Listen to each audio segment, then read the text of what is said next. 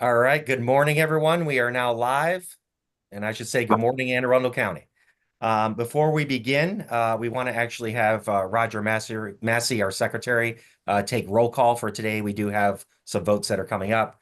Roger, you may proceed. Okay.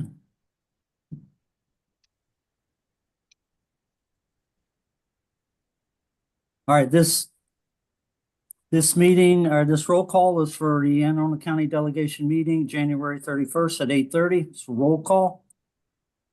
Vice Chair Simmons. Present. Delegate Bagnall. Present. Delegate Barnes. Yep. Delegate Bartlett. Present. Delegate Chang. Delegate Chang. Delegate Chisholm. Present. Delegate Howard. Present. Delegate Jones. Present. Delegate Kipke. Delegate Kipke. Delegate Lehman. Here. Delegate Pena-Melnick. Present. Delegate Congolo. Present. Delegate Rogers. Here. Delegate Smith. Yes. Chairman Pruski. Here. Mr. Chairman, we have quorum. Okay. Roger, I just want to let you know, I believe Mark Chang was loading. I want to confirm that he's here. Here. Okay. Got it. Thank you, Delegate Chang. All right. This morning, we're going to get started with the Pledge of Allegiance prayer by Delegate Stuart Schmidt. Stuart, you have the floor.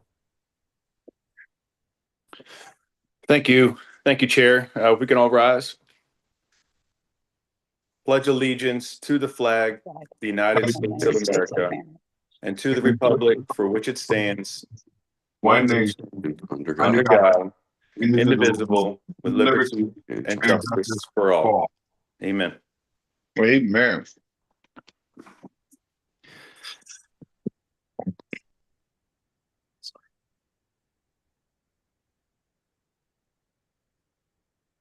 You may go ahead and go with the prayer there. Yes, Chair? you may, sir. Go ahead. Proceed. All right. Assume the posture of that best represents your beliefs. Heavenly Father, I want to thank you for this morning. We come before you so humble, and we appreciate the work that we get to do each and every day for you, Lord, and for all Marylanders, especially those in our county and in our districts. And we just ask for your patience and your guidance, and we understand that it is your will that we do each and every day. In your name, amen. Amen. Amen. Thank you, Delegate Schmidt. I do want to make a few delegation announcements and some clarifications to help move us forward. We do have a packed agenda. We do have some guests today too, and LBIs.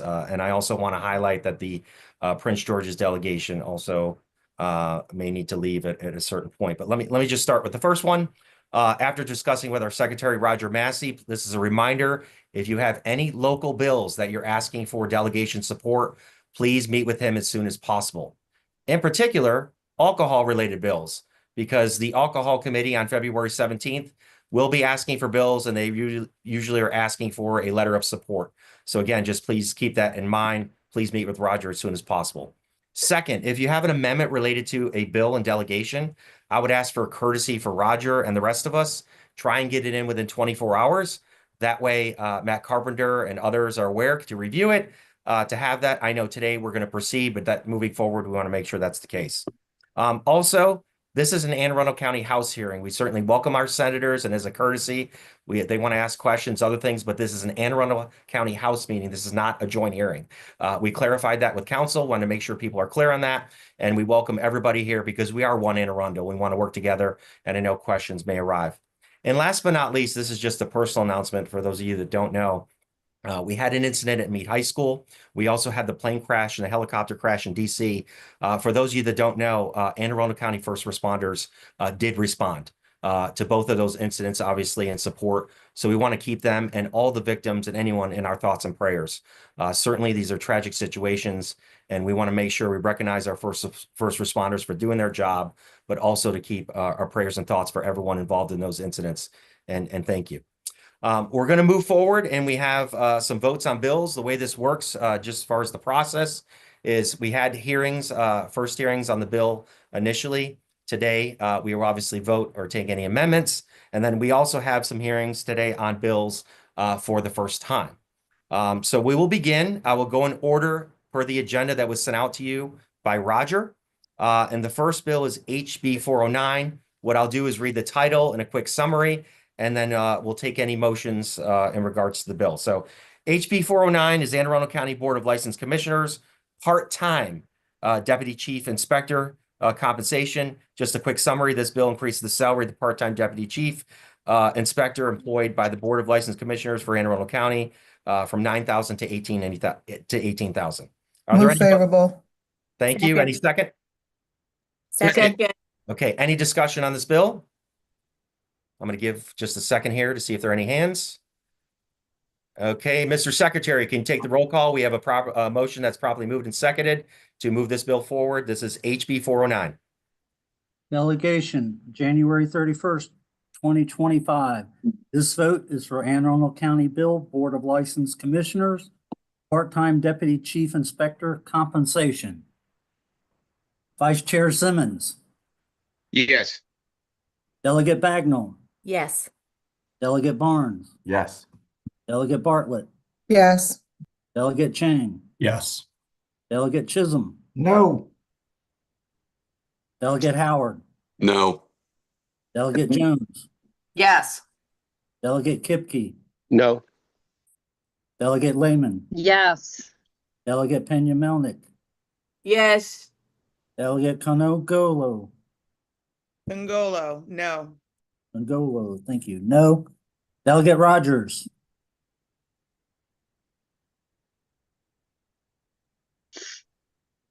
Delegate Smith, No. Chairman Pruski, Yes. by a vote of 9-5 with one abstaining, the motion passes. Delegate Rogers, go ahead. Sorry. Thank you, Mr. Chair. My computer just shut Oh. down. So I just came back on. I apologize. What's And the, your vote, sir, for House Bill 409.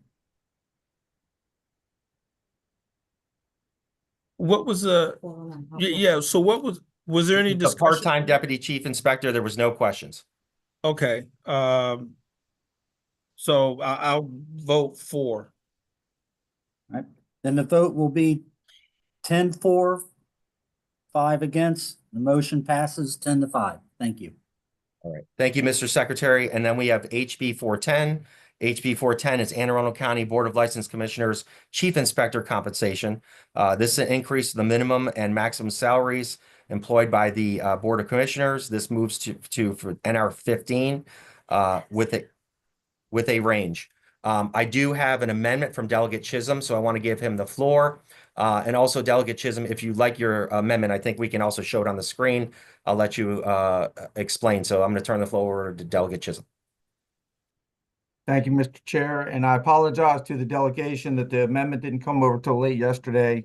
We were working on it, but so my amendment simply says that rather than going to an NR 15, we go to an NR 7. And it also says that the liquor board will now be subjected to the same thing that we ask our police officers to be subjected to, and that's to be underneath of the Police Accountability Board. The reason for this is, you know, we had a task force put together last year. I think Delegate Kipke was on there. I can't remember. I think Julie Hummer. And the reason for that was a lot of the retailers that were serving with the liquor board had several different issues with the way that things were being handled by the liquor board upon them. And they wanted some clarification on how to get things, how to create a better relationship. We did all get a report. I hope you looked at that report. Nowhere in that report does it say anything about pay increases. It was just trying to create a more cohesive process for these guys to work together because they felt like they were being targeted. I did hear some anecdotal stuff about, you know, some of them felt like some of this was racist. Some of them felt like they were being picked on. And then I did talk to some of the members of the Anne Arundel County Council and trying to find out who actually has authority over the liquor board? And it's almost like unfettered power. They don't really have anybody they're answering to. So I want to make sure that if they're serving the public, and that's what they do, and it is an important job, that there's somebody that can come in and say, hey, they were treated unfairly. And maybe you should look at how we handle this. And the reason I was really upset with the pay scale is I really appreciate the chairman bringing up first responders, because there are first responders there. I looked it up. As of January 2025, the average first responder makes $38,000 a year. The average the tenured police officer in Anne Arundel County makes less than what we're asking to pay this chief inspector. He makes $90,000 a year. A Baltimore City police officer first year makes $60,000, then goes to $72,000. In the real world, we step people up. You go, you meet, if you're in the private sector, you meet with your boss, whoever your superior is, you lay out why you deserve a raise, they evaluate it, you go through, they look through your whole year. It's a long process, but nobody skips 10 spaces. We're going from an NR5 to an NR15. That is absurd when you look at what, this is more than what we're paying a 10-year police officer, a police officer that's going into active shooter situations, that's arresting people. And I found it interesting that in Howard County, they do the job of what this board does with one police officer. I know the police officers are stressed right now, but they do most of what this board is looking to do with the chief inspector. And I keep hearing about, you know, back in 2021, I was upset, but they said we need to give them a raise and move them from $15,000 a year to almost $60,000 a year because of COVID and all the extra stress that brought. Well, COVID's gone. And I'm being told that, you know, the board and the inspectors, they have all this extra work on top of them. Well, who gave them the work? They created it themselves. They created additional work that has wreaked havoc on people that are employing the ones that are living paycheck to paycheck, people making minimum wage, our dishwashers, our cooks, our bartenders, our hostesses, the ones that we held up in esteem during COVID, because those are the ones that stayed open so that they could feed their families, because their employees had no other way of making income. And I wish we had a real hearing so we could bring every one of those retailers in here, because I am deluged by restaurant and retail owners telling me what a hard time the board has given them and their inspectors. I know of one inspector that got fired, walked into one of the establishments with his flashlight on, shining lights in customers' eyes, went behind the bar without telling anybody and complained about where the cherries were. Somebody has to have oversight over this. We don't do anything else in government where there's at least not some oversight. Unfettered power to abuse retailers is unacceptable to me. This is unacceptable. I am embarrassed to see this type of a raise that pays somebody more money than our firefighters, our first responders, our nurses, our doctors, to wreak havoc. Yeah, Delegate Chisholm, I want to focus on the amendment. I want to give you some leeway here, but My point is that I want some accountability. I asked the whole Anne Arundel County Council, I was like, who are they accountable to? Nobody knows. Yeah. Nobody knows. So that's the point of my amendment. At least the Police Accountability Board, it was set up exactly for this reason.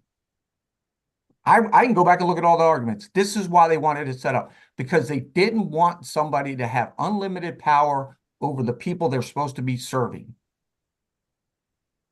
They can't, this is them watching themselves. That's what this is. And on top of that, now we're going to compensate them. I know my number's correct. From 2021 to 2025, we're talking about a 597% pay increase. I understand. Maybe we give them a pay increase. So that's why I put in here NR7. I'll give you the scale. NR7 is anywhere between 37,000 to 68,000 compared to NR5, which is 34 to 61. So any way you look at it, it's about a $8,000, $7,000 a year raise, which is still a lot of money. 68,000 puts them in line with a 10-year police officer. Thank you, Delegate Chisholm. We have a bunch of hands up. I think people wanted to comment, but real quick, because you did ask a legal question, and maybe I can clarify with Matt Carpenter. Am I correct that the delegation and governor have authority over the liquor board and that state law prohibits the county from passing any laws? I just want to answer his question because I think that's important. Do you know, Counsel Matt Carpenter? I am sure. I'd have to look into that. Okay. Yeah, if we could look into that, but that's my understanding. Delegate Lehman, I think was next, then Rogers, Bagnall, then Bartlett. Delegate Lehman? Yes, sir, Mr. Chair. Thank you. Delegate Chisholm, I certainly appreciate your passion. Hear you loud and clear. However, I do not know what your amendment is. We're not seeing anything. You're saying they have to answer to someone. I also have always been under the impression that liquor boards come under state law. They're state employees. But what is your amendment? What exactly does your amendment say? Since they are, I know the liquor license or liquor laws get kind of confusing because you're correct that they're under state authority, but they also operate within the county. So But they're assigned to counties. They're like social workers, but they are state employees. But what does the amendment do? The amendment says that if there is a complaint against the liquor board, that they can take that to the Anne Arundel County Police Accountability Board, which we did a lot of work assigning people to that board to make sure that everybody's voices were heard. So if there's a complaint, hopefully there's no complaints at all, but at least somebody knows where to take a complaint. Nobody knows where to take a complaint right now. If somebody has a complaint, do you know where they go? Well, I understand, Delegate Chisholm and Mr. Chair, if I might, I'm not an attorney. However, as a former county council member in Prince George's, I believe that there would have to be a separate accountability board just for liquor inspectors. I do not believe they can come under police, but we need advice from council. I don't know how we could vote on this amendment without legal advice. Thank you. That's all. Okay, thank you, Delegate Lehman. Delegate Rogers? Thank you, Mr. Chair. I'm just trying to get some understanding of the increase. I know the accountability board's a separate issue, but I know in 2021, we raised the salary from, I believe it was, and correct me if I'm wrong, it was from 18,000 to a range of somewhere between 30 and 50,000. And then I know that was the legislation allowed that range for, I think it was an or a 15. And then it was, say again?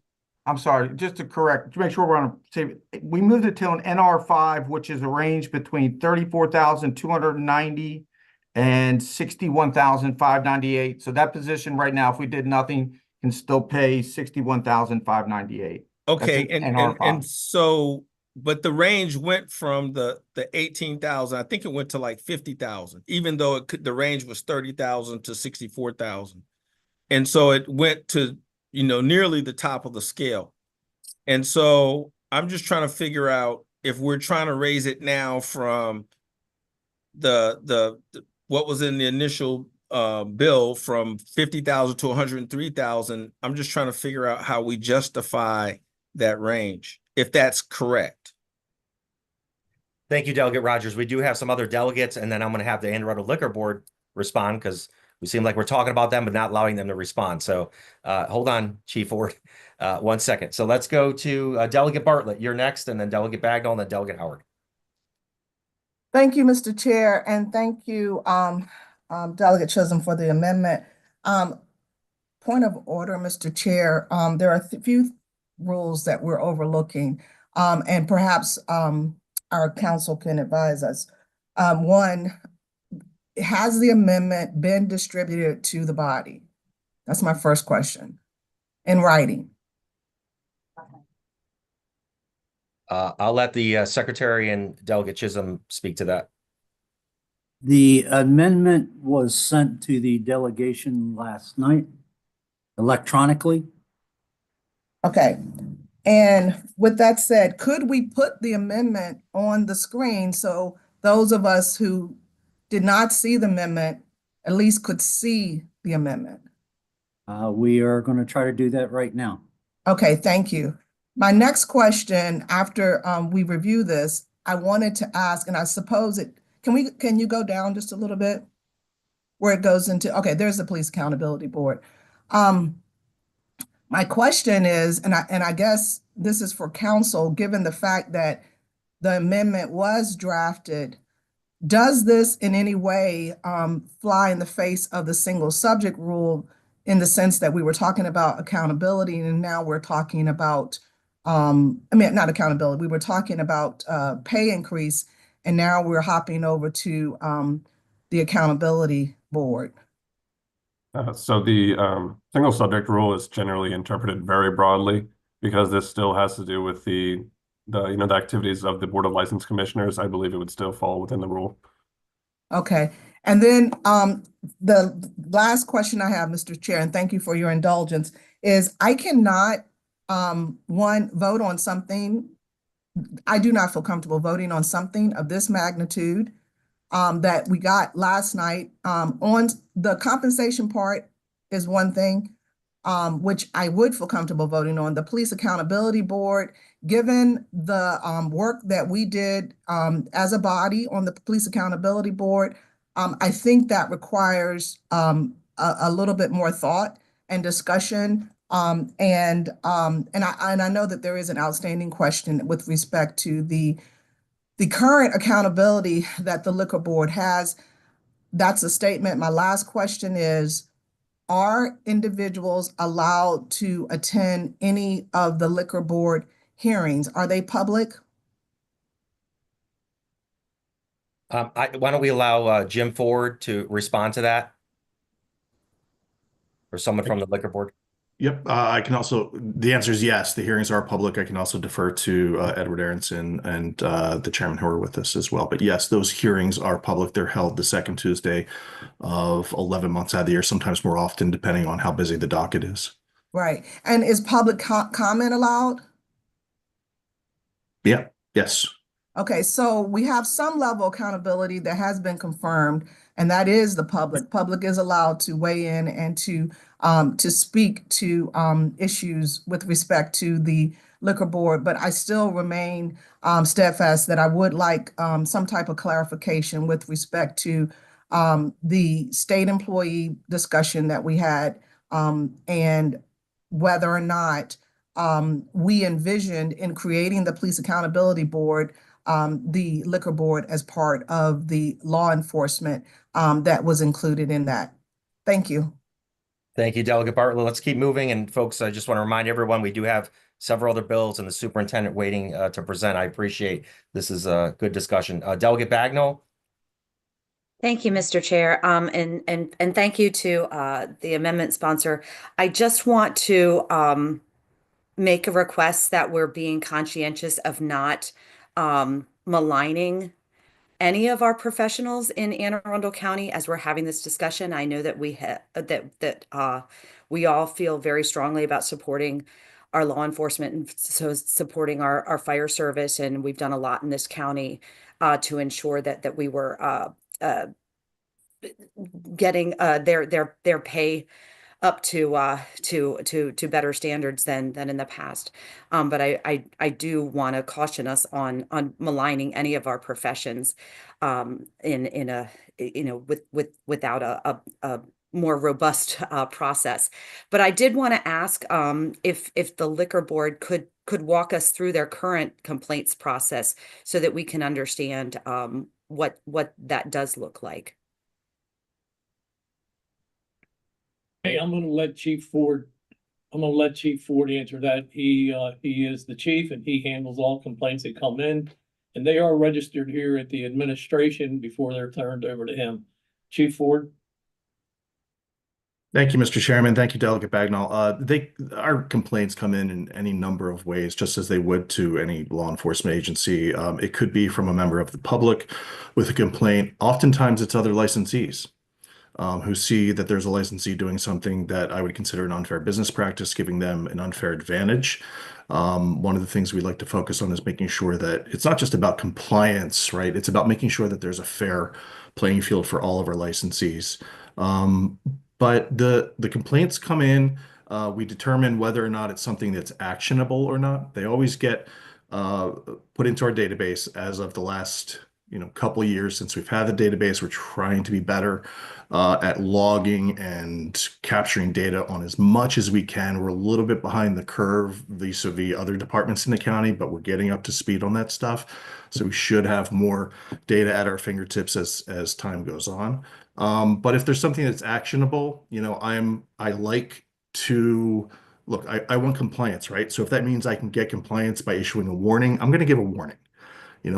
I don't like to give violations. I try to avoid violations. We want to educate. We want to sort of make sure that they're doing everything they can and working with us to get up to speed. If a violation is necessary, which sometimes it is, then it gets written. So it's kind of it's not a specific process, if you will. It's case by case, depending on what the nature of the complaint is. But hopefully that gives you some sort of an idea. All right, thank you. We had Delegate Howard and then back to Delegate Chisholm, and we not had the Liquor Board respond yet to some of these questions. So I'm going to let you guys go, but we want to make sure that they have an opportunity also to respond about the position. And let's keep this moving. Thank you. Delegate Howard. Sure. Well, the chief did respond to one question I had, which was whether he considered himself a law enforcement agency, and he just said he did. Number two, that was great to see that there's deference given when one business calls in on another. But what happens when a business feels violated or I don't know, pushed or whatever term you want to use? That's not important, but that they have a direct complaint about a liquor board inspector. Yeah, I mean, I can answer that question. And we do get those complaints, and I work very closely with those inspectors to correct it as soon as possible. And if necessary, to Delegate Chisholm's point, when I found out what happened at that location with that inspector, he was terminated almost immediately once I had the facts. That's unacceptable behavior. Yeah, it is. He should have been. Yeah. But essentially what you're saying is that you get a complaint, you investigate it internally, and then you have a finding and you take action, which is quite frankly, literally the exact reason we developed as a General Assembly, the Police Accountability Board. So, all right, I'll take it into consideration, Delegate Chisholm. I appreciate you bringing the amendment. Thank you. Okay, thank you, Delegate Howard. Delegate Chisholm. Yeah, I just want to make a quick point. If somebody feels maligned, I apologize. I've actually met Mr. Ford before. He's a great man. I have a lot of respect for him and what he does and what everybody on the board does. My point is, this is a principle argument that we put a bill in to raise somebody's pay, regardless of who it is, almost 600% in 3 years without a real discussion with the public and the people that this affects.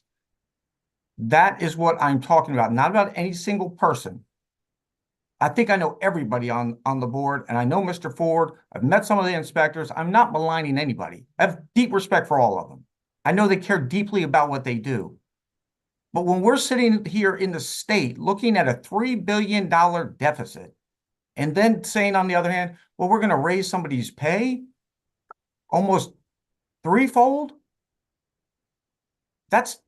we are still, and I will go to my grave saying this, the consent of the governed. Have we talked to the governed? Have we invited the public in to hear this? Have they given their opinion? No, we rushed the bill through. That's why I put the amendment in, because somebody's got to put some accountability into this. I just said, these gentlemen are good men. I respect them all, and ladies. But what happens when they're gone? Unchecked power in government is a very, very dangerous thing. We have to make sure we have guardrails and checks and balances. As far as I can tell, we don't have a whole lot here. For the record, I think they're listed as peace officers in state and Anne Arundel County Code. Thank you, Mr. Chair. Thank you, Delegate Chisholm. We had, I believe, Delegate Rogers and Delegate Schmidt. We do need to, again, wrap this up because we've taken a lot of time here. I appreciate the discussion, but we do have a lot of bills and we have Dr. Bedell waiting as well. So Delegate Rogers, please proceed. Thank you, Mr. Chair. Just real quickly, could you or could the liquor board tell us what the workload increase has been since 2021 and the number of licenses that have been increased? And I asked that question as it relates to a pay raise. And Delegate Rogers, since I was waiting for them to respond to all the questions, this is your opportunity to the liquor board from what you've seen and Delegate Rogers' questions. If you guys could proceed. Thank you. Thank you, Steve, Delegate answer Persky. this. Mr. Chairman, would you like me to jump in on this? Yeah, I'm gonna ask Chief Ford to answer that directly, then I can add to it if you wish. So I think that I want to go a little bit back to the beginning, taking in all of the great feedback here and the questions. I appreciate it. Just to be clear, this position went from part-time to full-time, which necessitated the increase in fees back in 2021. At that time, it was brought in at a pretty low pay scale at the NR5, right? Just by way of example, our secretary, the person who answers the phone, is at NR13. Thank you. NR13 versus NR5. We're also talking about a pay scale, not necessarily a raise. There is no raise imminent. I'm not getting a raise. I would even, just to sort of demonstrate that this is really for the board to have flexibility to replace this position in the future, to have a competitive salary for something the nature of what I'm doing would probably require to get somebody in for a competitive pay rate at the NR15 level. And when you compare it to other counties, well, it's not apples to apples. It's actually still a little lower. And again, we're talking a range here. We're not talking a salary.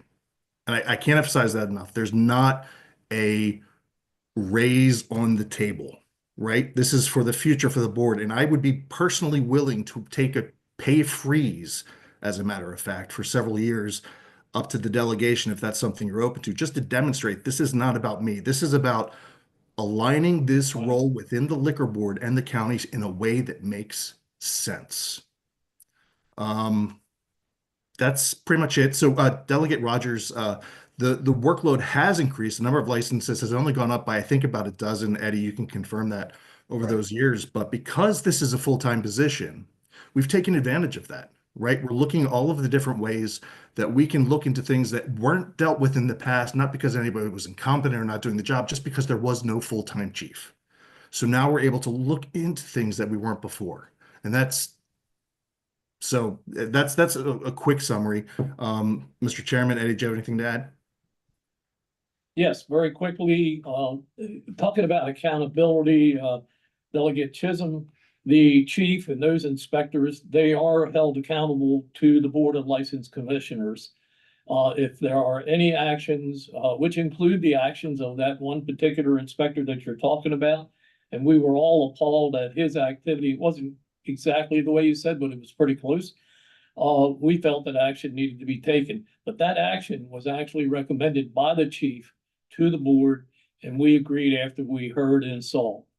The money that we're talking about, like the chief said, this is not for an immediate increase in his salary. He's not asking for that. We're asking for this, and I say we because that's the administration and the Board of License Commissioners, to bring this job description up. If we were to lose this gentleman, and hopefully we won't, it would be a big loss to us. We would have to find somebody who is doing what he's doing for compensation that would be fair. Like you said, our secretaries are making at a rate of NR 13, and it's been that way for years.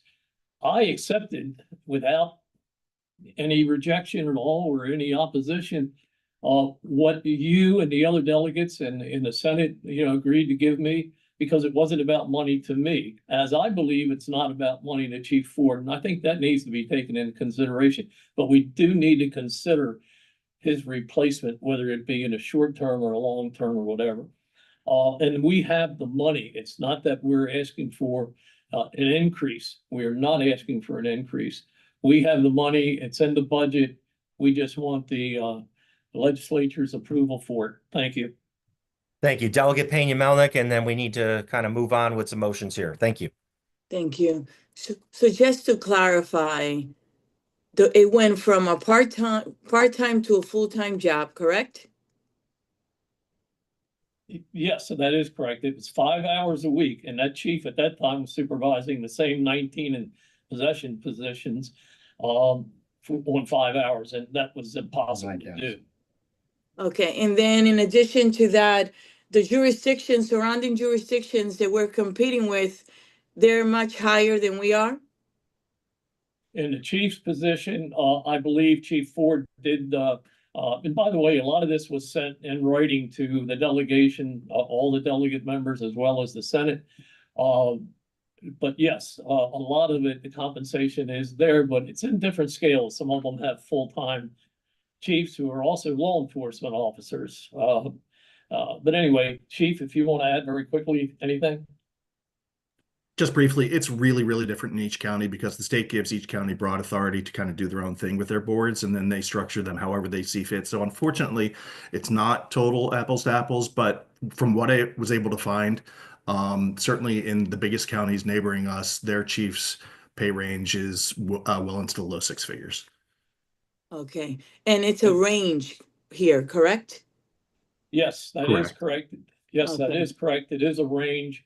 And I believe in reference to something that Delegate Chisholm said, we're not looking at, once this is, if it in fact passes, we're not looking to raise this chief's compensation, especially to the maximum, which I believe Delegate Chisholm referred to. That would never happen. If this is agreed to, it's upon the board, the 3-member board, to make a decision if he gets any increase, and if so, what that increase would be. And that's why there is a range. Okay, thank you so much. Thank you, Mr. Thank you. Chairman. Thank you, Delegate Pena. Delegate Chisholm, your last word, and then we'll take any motions. Yeah, I think you're going to need me to motion. So just one last thing before I move the amendments. With all due respect, I keep hearing we went from a part-time to a full-time. We're doing a lot more work. But what we always ask in the business community is, what is our return on investment? What is the final product? Do we have a better product? Have things changed dramatically in the positive? It sounds like things have gotten more to the negative from what I'm hearing from the people that we're supposed to serve. So you want to compare other counties? Howard County does this with 1 police officer, and they got 300 and some licenses. Take into account what we're doing here. This is not good governance. With that, I move the amendment, Mr. Chair. Chair, I'd like to second the amendment. Okay, we have counsel who had their hand up. I want to make sure we're following everything here. Matt Thank Carpenter. you, Mr. Chair. I just wanted to clarify what was asked earlier. Depending on the alleged offense, the state ethics commission has jurisdiction to investigate under some certain circumstances. All right, Delegate Chisholm, any final questions? You still have your hand up. I know there was a proper motion and second on your amendment, and I'm going to have the secretary read the amendment and do a roll call on the amendment.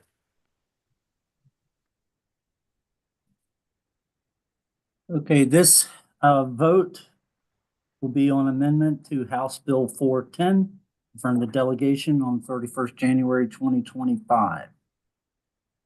I think we'll proceed with the vote. Is that good, Chair? Okay. This is on amendment number 1. This is on amendment number 1 offered by Delegate Chisholm. Yes. Correct. Thank you. Amendment number 1. Mr. Chair, I apologize, Yes. Mr. Chair. I just have a quick question to see if the maker of the amendment would accept a friendly amendment to his motion. Sure, if you go ahead. Would you consider striking the PAB portion of your amendment? Not without a proper substitute of who is going to. I know that council just said that there's some ethics boards that see over top of this board, but I don't know for what offenses. And without that, if there was a proper replacement for somebody to hold the board and the inspectors accountable, I'd be amendable to hearing that. But the Police Accountability Board, considering under state statute, they are considered a peace officer somebody would have to give us the definition of whether a peace officer falls underneath some of the same jurisdiction as a police officer. This is why we created the Police Accountability Board. So I felt it was most appropriate to at least have them as a guardrail and backstop in case there's some serious issue, because to have the board overlooking the inspectors is kind of like they're within the same group. They work. I understand. Okay, I understand. Thank you. Thank you, Mr. I Chair. appreciate it. Thank you. Mhm. Thank you. And then Well- Delegate Lehman, on the amendment, you had your hand raised. I want to make sure before we took a vote. Yes, Mr. Chair, just one more time for clarification, because I haven't seen the amendment in writing. Is it specifically saying that complaints against liquor inspectors could be heard by the Police Accountability Board? Is it that specific? Is that the actual wording of the amendment? That is where the accountability is to this existing Police Accountability Board? I'm going to let Is that council. what it does? Yeah. I believe council said yes. Is that correct? Yes. Yes. The intent of the bill was to give somebody an option if they felt like they were treated if they were treated unfairly for whatever reason, they would have that option to be able to go and say, I was treated because of this, or this. Okay, so is it accurate to say then we are amending the law we passed previously to create this board specifically for Anne Arundel County Police accountability, to now add those same whatever the complaints are would be brought to that very same body that was created for sworn police officers in Anne Arundel? Is that accurate? It would be accurate that we would be adding them to the list of people that already fall underneath of the Police Accountability Board. Okay, thank you. Looks like Delegate Rogers and then Delegate Pena-Melnick.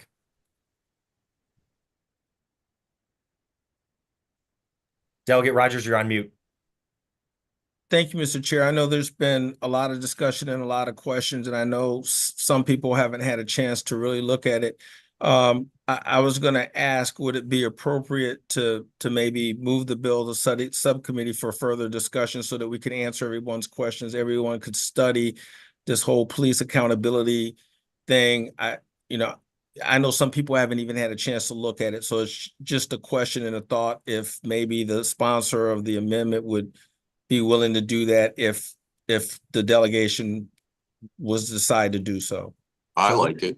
So we I want to see more about the process, about the appeal process, and about the complaint process. I think that's fair for everyone. Delegate Howard, hold on. Sorry. Yeah, that's okay. I want to make sure we have a motion on the floor that was moved and seconded. That is the current motion. So if there's any other action, those would have to be withdrawn, whatever else. So I want to make sure we're following procedure here correctly. Again, there's a motion on the floor in a second. I move to withdraw my amendment for the purpose of further discussion or send to a subcommittee. Second on the withdrawal. Okay. So now we have a new motion. Delegate Rogers. Thank you, Mr. Chair. I'm certainly willing to entertain further discussion in subcommittee, also to give all the members of the delegation a chance to appropriately look at what this does, what it means, because I get the sense that everyone hasn't had a chance to really look at the amendments, look at the pay differences so that they can make an informed vote. Okay. And we had Delegate Pena-Melnick and then Delegate Lehman real quick. Yes, and while we are at it, and thank you, Mr. Chairman, for your patience, will you be so kind and ask may we have a letter or something from the Police Accountability Board, since now they're getting new duties. Do they want those duties? What does this take? Do they need more money to do that job now because we're giving them more obligation? I would like to hear from them as well. Thank you. Thank you, Delegate Pena-Melnick. Delegate Howard. I believe Delegate Lehman came before me. I think she lowered her hand, but we'll Okay. give No, her- I don't have any more. Okay. Okay, Mary, I'm sorry. I just didn't want to, you know what I mean?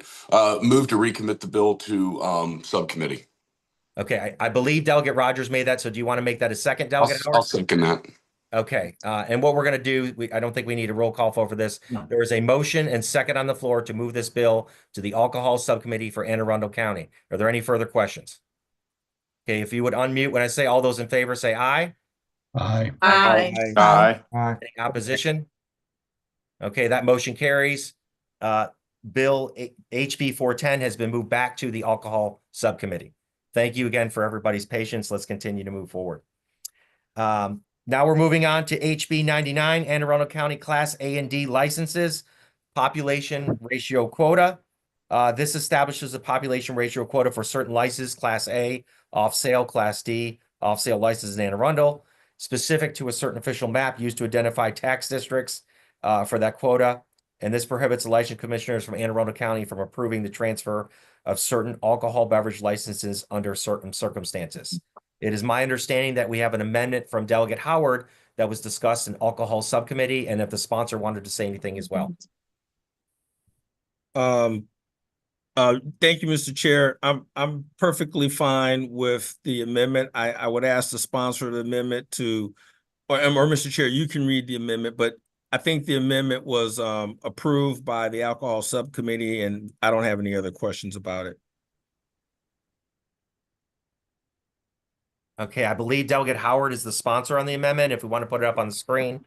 Sure. And then the question was, Secretary Massey, was this shared with everyone? Just want to make, because I know that question will come up. Yes, that was shared Okay, with the delegation. so one moment, please, while it comes up, and then I'll let Delegate Howard share the amendment.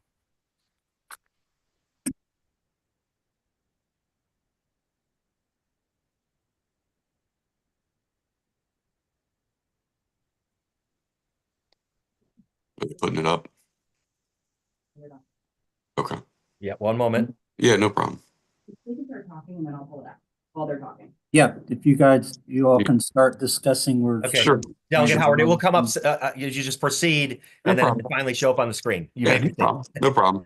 Well, first, let me thank Delegate Rogers' staff. I was getting the blue circle of death on my computer yesterday, and they distributed the amendment. And let me thank the delegation staff for helping me draw up the amendment and the language. I really do appreciate it. The amendment does three things. It strikes the number of 4,000 per capita to 3,750. It let's see, sets a sunset. If you look on page 3 and line 5, for 3 years and 5 months till December 31st, 2028, and it carves out breweries because they don't really serve a lot of beer here. So those are that's what the amendment does, and I'm willing to take any questions. Is there a second on Delegate Howard's amendment for this bill? Second. Second. Okay, and then we're going to open it up to questions. Anyone have any questions in regards to these amendments that were discussed in Alcohol Subcommittee? Delegate Bagnall. Thank you, Mr. Chair. And I just wanted to thank the sponsor and also just ask if this was an amendment that was agreed upon by stakeholders. Sorry, I'm losing my words right now. Yes, that's a good question, Heather. Thank you.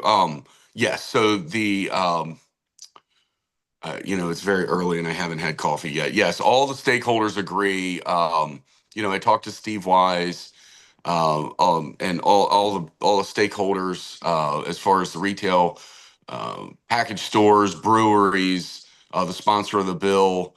Everyone's in agreement. Thank you very much. Yeah. Okay, any further discussion on the amendment?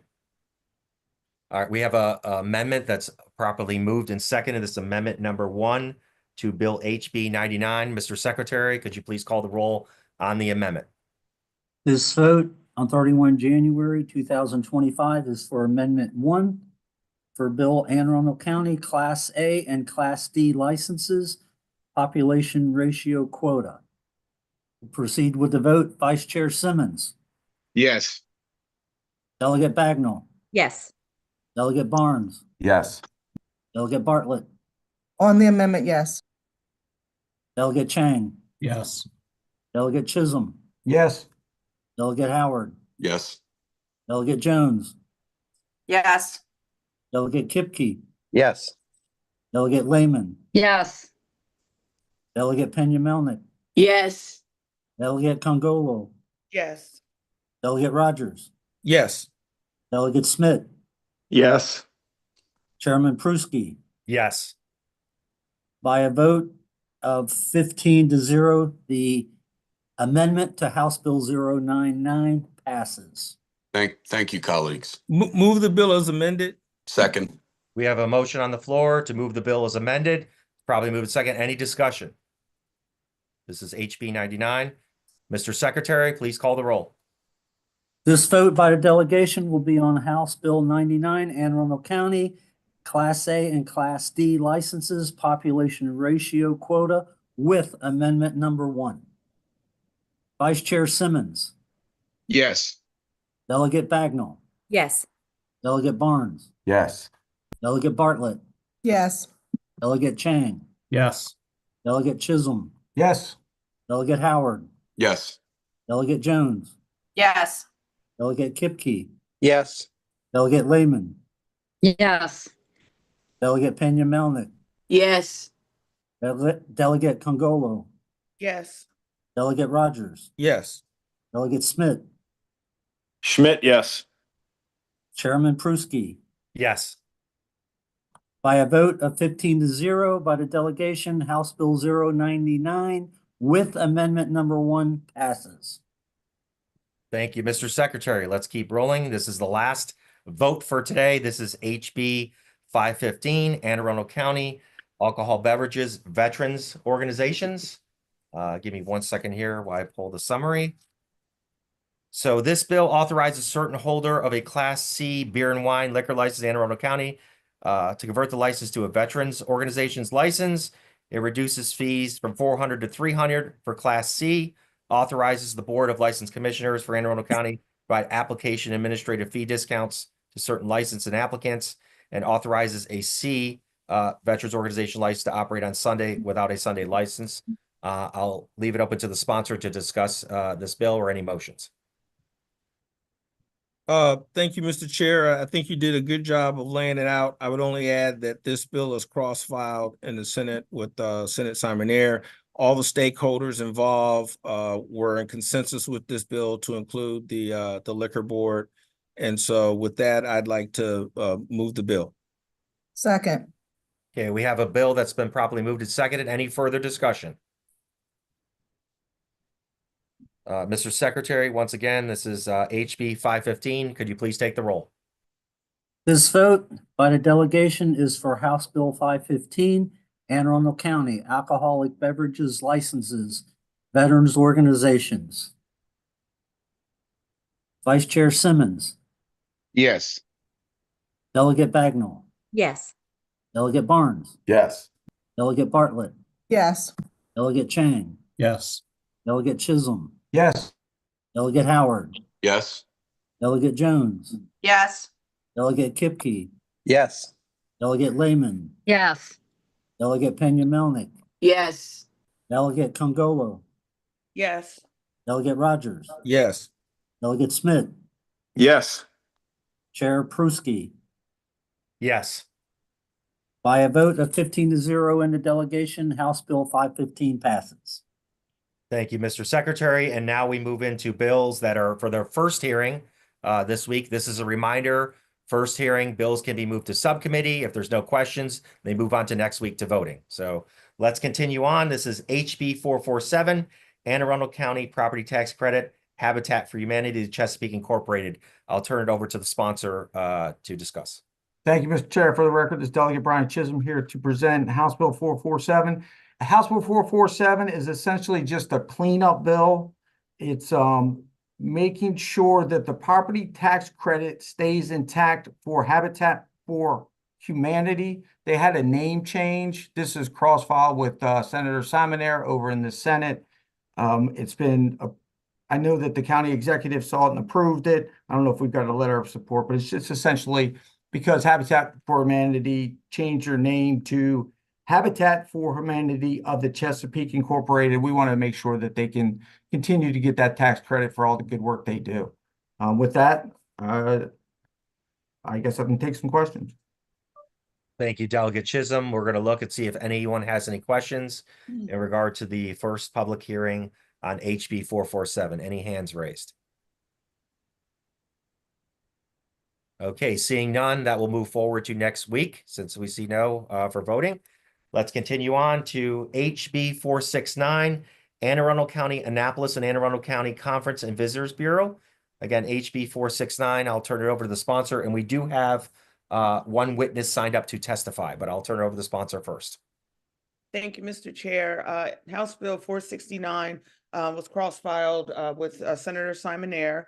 It's a local Anne Arundel County bill that updates the name of the Anne Arundel County Conference and Visitors Bureau to Visit Annapolis and Anne Arundel County Incorporated. This is a straightforward change to ensure formality and consistency across the board. We do have our stakeholder, Kristen Peronis, from Visit Annapolis and Anne Arundel County, who's available to answer any questions. And I'll leave it at that. Thank you. Thank you, Delegate Congolo, and we do have her listed as a witness. So I'm going to turn it over to Ms. Kristen Peronis if you wanted to speak for up to 2 minutes. Thank you. Oh, we need to unmute you. There you go. I promise that I will not take the full 2 minutes. Good morning, Chair Pruski. Thank you, Delegate Concola. I am Kristen Peronis. I'm the Executive Director with Visit Annapolis and Anne Arundel County. We're just here if you have any questions. This is as straightforward as the delegate said, but if you have any questions about our organization or this legislation, I'm here to answer them. Thank you, Ms. Peronis. We thank you for all that you do. We appreciate you. I'm going to see if there's any questions that relate to this bill. Seeing none, we will proceed. Thank you so much. Appreciate it. HB 598, Anne Arundel County Property Tax Credit Supermarkets. I will allow the sponsor to discuss this. You may proceed. Thank you so much. For the record, I'm Delegate Dana Jones, representing District 30A, Chair Pruski, Vice Chair Simmons, and members of the Anne Arundel County delegation. I am here to introduce HB 598, Anne Arundel County Property Tax Credit for supermarkets. HB 598 is enabling legislation that would authorize the governing body of Anne Arundel County or of a municipal corporation in Anne Arundel County to grant a proposed property tax credit against the personal property tax imposed on personal property for a supermarket that completes certain construction and is located in food deserts, retail incentive areas. It would require the governing body to designate what constitutes a food desert, retail incentive area for purposes of the tax credit. The United States Department of Agriculture defines food deserts as an urban neighborhood and rural towns where fresh, healthy, and affordable food is not readily available. According to the Anne Arundel County 2022 Poverty Amongst Plenty report, there are 17 census tracts in the county with nearly 75,000 residents that have received the food desert designation. These include areas of Eastport, Glen Burnie, Brooklyn Park, Linthicum Heights, Fort Meade, Jessup, and Severn. I'm proud to cross-file this bipartisan legislation with Senator Simon Ayer. I hope this tax credit can serve as a tool in the county's toolbox to attract investment where it is critically needed for all of our constituents. With that, I respectfully urge the delegation to move favorably on HB 598. Thank you. Thank you, Delegate Jones. Is there any questions in relationships to this bill? Thank you again. Move forward then. HB 226, Anne Arundel County Public Schools school schedule options. I do have some witnesses who are signed up and we'll allow them to speak after the sponsor says a few words, and I'll turn it over to Delegate Bagnall. Good morning. You are cranking through. Good morning, Mr. Chair, Mr. Vice Chair, and members of the Anne Arundel County delegation. For the record, I'm Delegate Heather Bagnall, District 33C, Anne Arundel County, here to support House Bill 226, Anne Arundel County Public Schools school schedule options.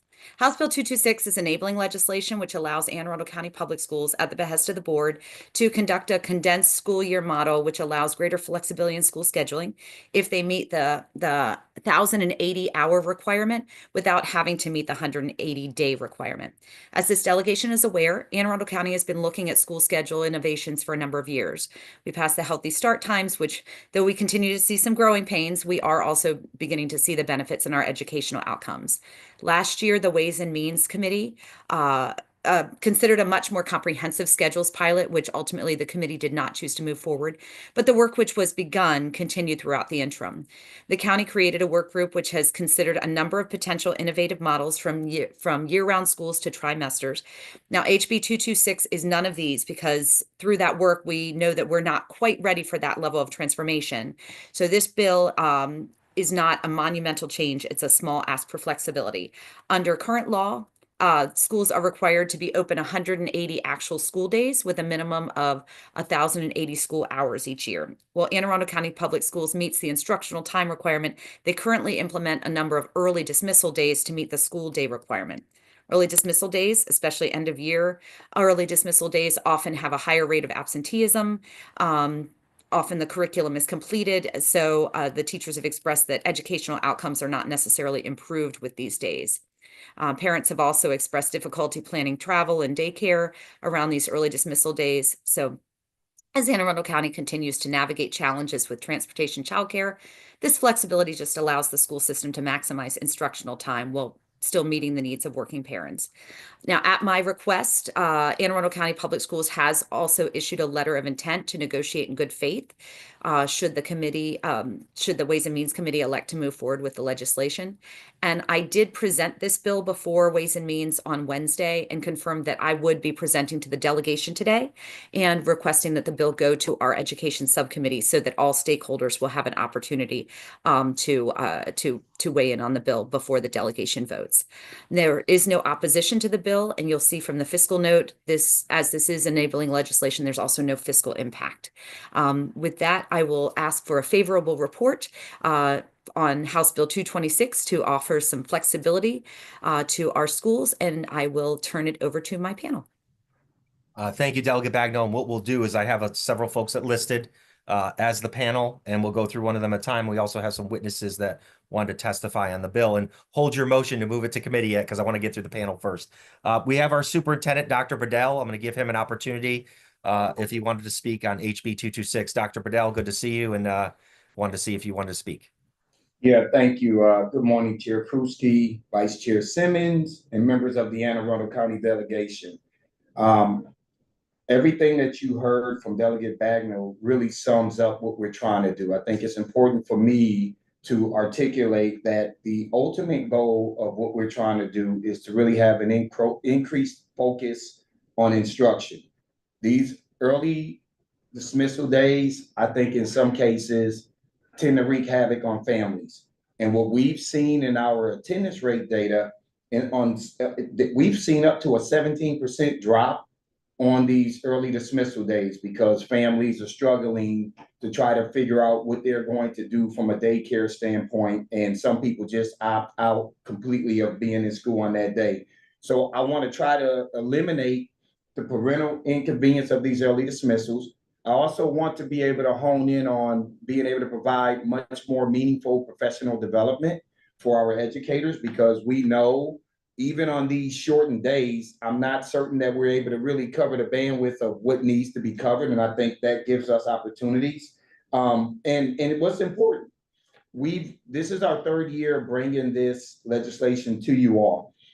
We have at every stop of being asked to make pivots, to put guardrails in, we have done it. Folks said, form a committee. We put a committee together with legislators, community members, educators, and what we wanted to make sure that we assure everyone, we're not looking to turn Anne Arundel County into a year-round school district.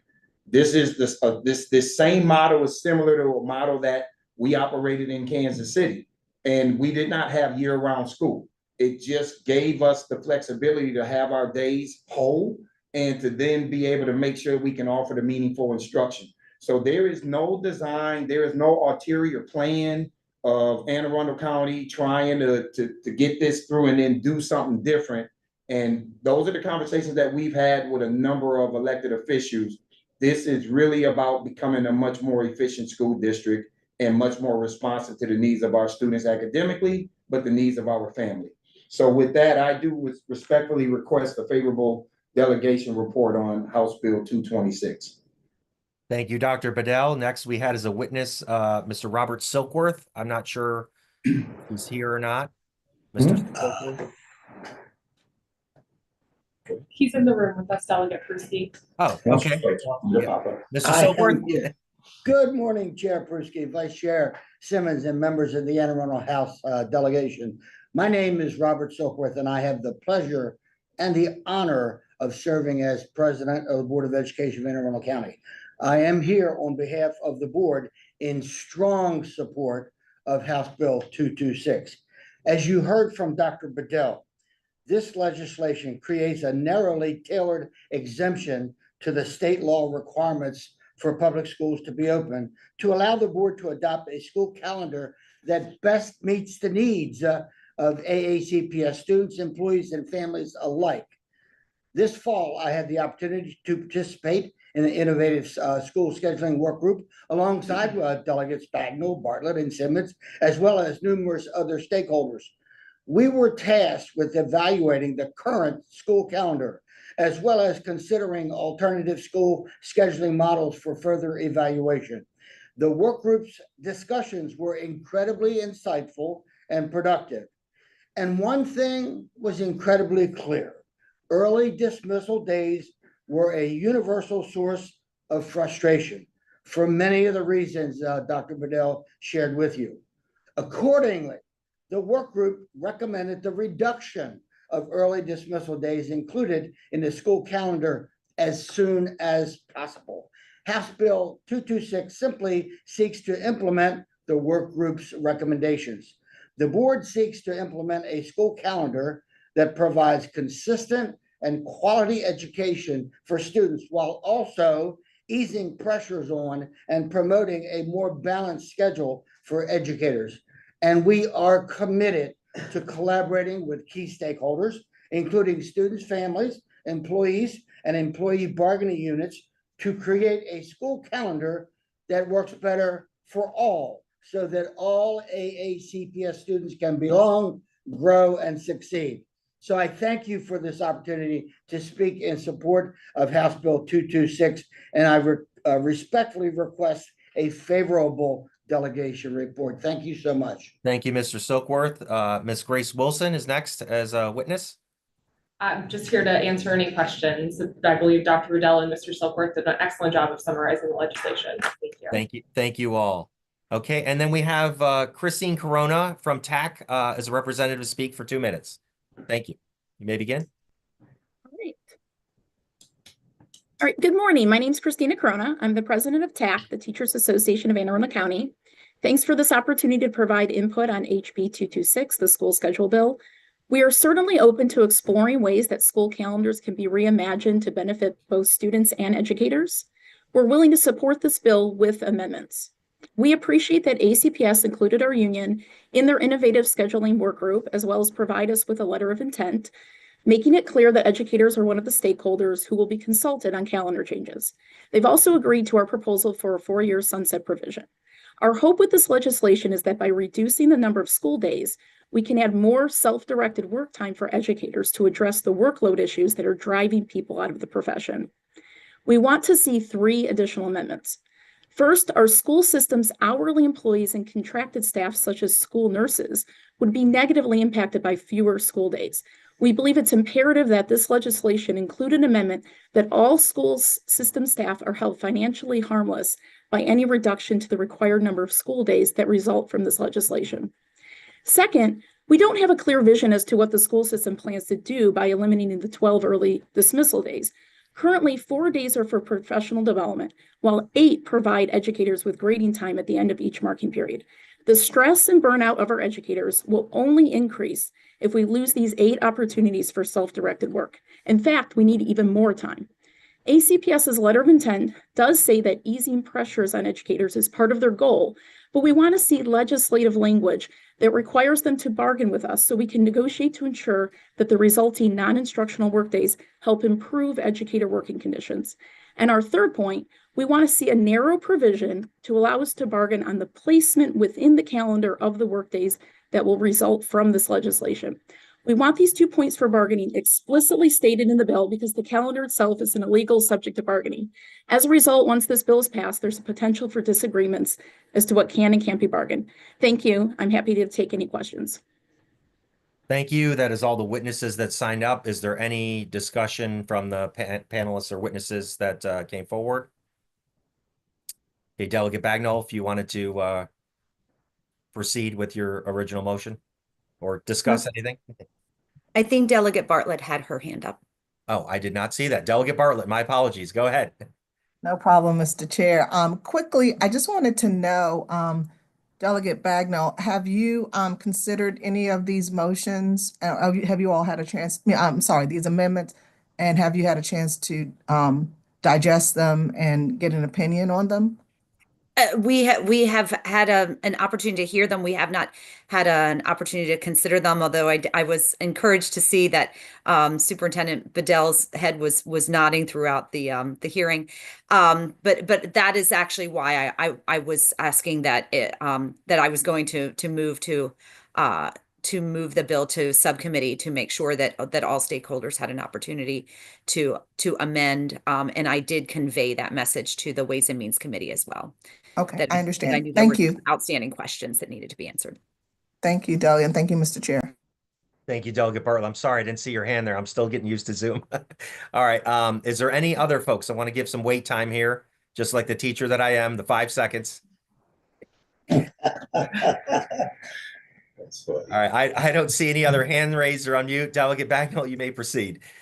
Thank you, Mr. Chair. I would move to move House Bill 226 to the Education Subcommittee for the opportunity for amendment. Great. Thank you. Is there a second on that motion? Second. Second. Okay. Any discussion on the motion to move HB 226 to the Education Subcommittee for Anne Arundel County? Okay. All those in favor, please say aye. Aye. Aye. Aye. Aye.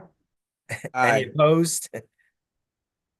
Okay, motion carries. HB 226 is now moved to the Education Subcommittee. Thank you, Delegate Bagnall and everyone listed. Now we're going to move on to the next portion. I do want to highlight that we do have some LBIs after the presentation. I just do want to take a moment, because I know he presented earlier as a witness, to thank Dr. Bell for coming. I was at a budget hearing last night, and I heard excellent feedback on the school system with the incident that happened at Meade. And I just want to thank you and your staff for the great community outreach, and also the school board. Everybody comes together, and we're one Anne Arundel. So I just want to take this moment to give kudos to you and everyone, because anytime we have any incident, we're all in this together. And I just want to offer that to you before you present today. And I know you're going to introduce some guests. It looks like we have some fellow board members that are here today, and I'll let you introduce them. But thank you again for leading us, and we're with you with the prayers and support, and we appreciate your leadership. And I'll turn it over to you, sir. Thank you. All right, thank you. Yeah, I really appreciate that. I don't know how many people are aware of the type of anxiety that we go through as leaders. That principal was distraught. And when I walked into that school, I mean, I could see the pain on his face. I think Meade, I was just telling some parents this that are on our volleyball team, club volleyball team, that Meade has been quiet. I think balancing out with the redistricting and getting the enrollment to where it's really manageable has made a huge difference over there.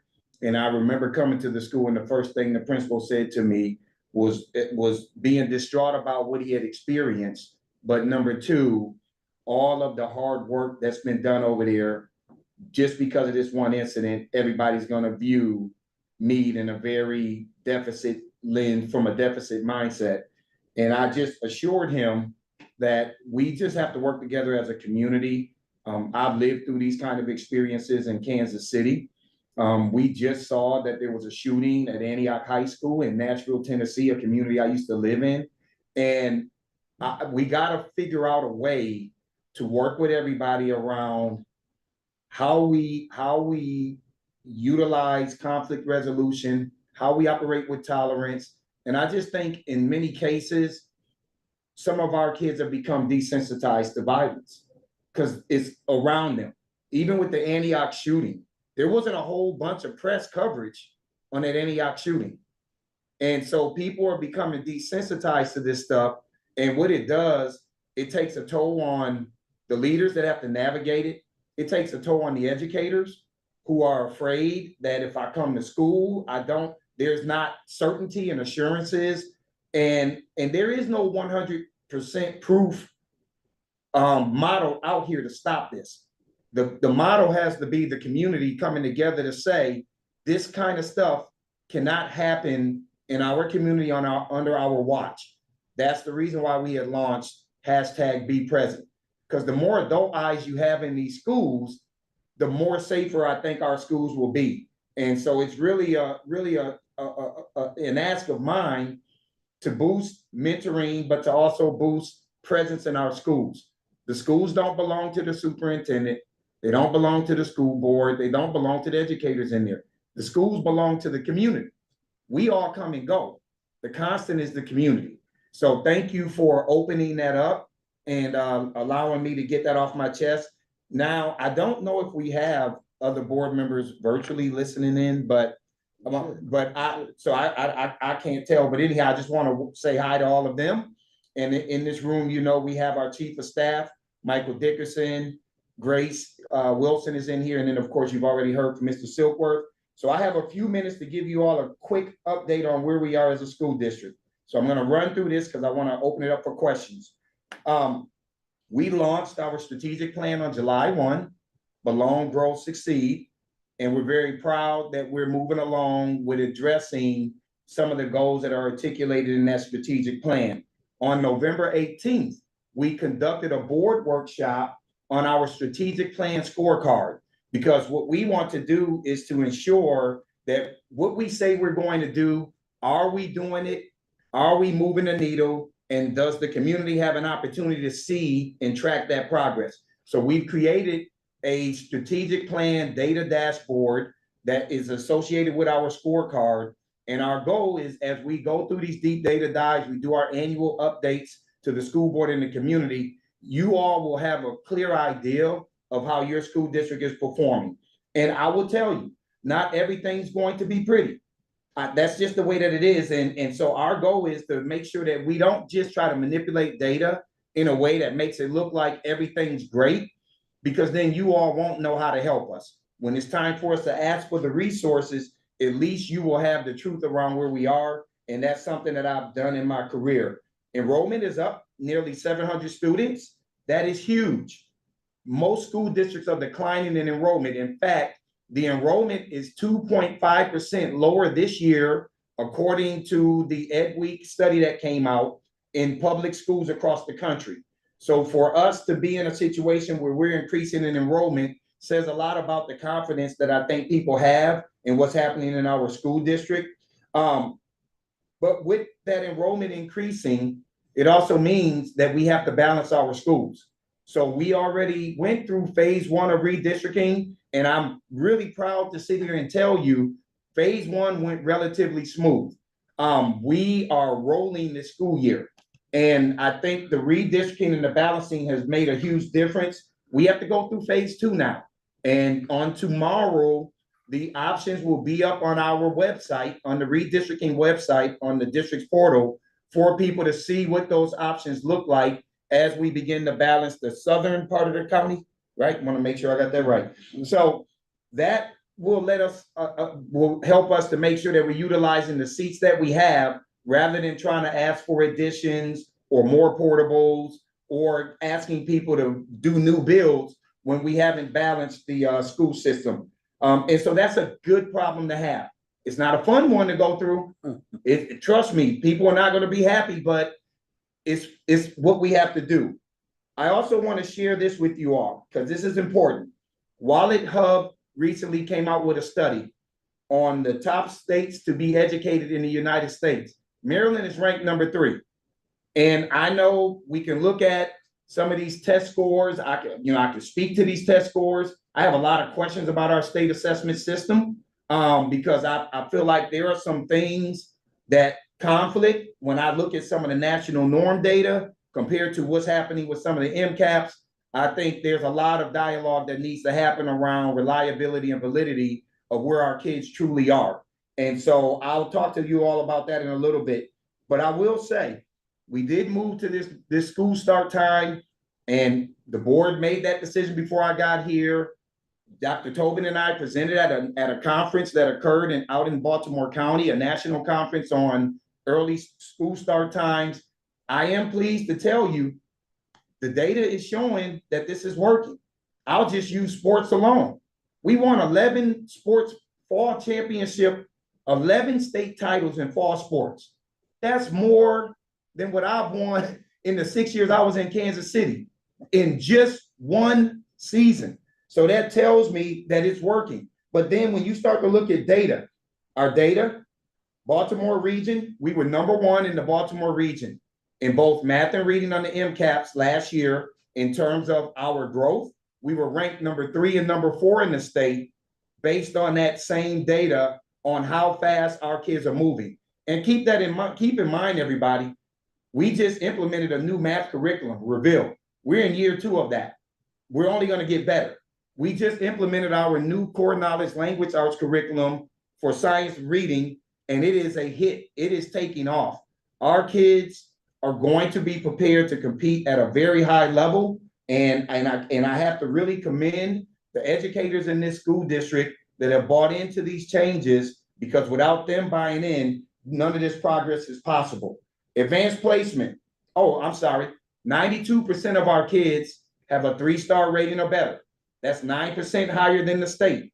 So our goal is to constantly look at how we can increase that gap against the state and try to get to where we're at 100%. And that's going to always be the goal. Advanced placement. The number of enrolled students in AP classes in Anne Arundel County, higher than some of the pre-pandemic numbers. We've had 1,600 more students this year alone score a 3 or better on the AP exam. So we've opened the door. More African-American, multiracial, Hispanic kids are taking AP classes, and no, our scores aren't dropping. They went up.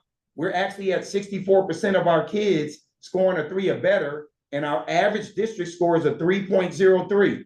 So that tells me that we have a ton of kids running around with the aptitude to do these high-level courses. Some of them just weren't being given the opportunity because it was an invite-only model. We changed that, and our numbers have skyrocketed, but our scores have gone up, and the College Board is going to come, and they're going to do some filming and interviewing of Anne Arundel County, because they're going to use us as their flagship school district for how you really give access, but also move the scores. All 9th graders this year were required to take the pre-SAT, 8, 9. Anne Arundel County constituted 65% of all 8th, 9th graders that took the pre-SAT test this year. Here's what I'm proud to share with you.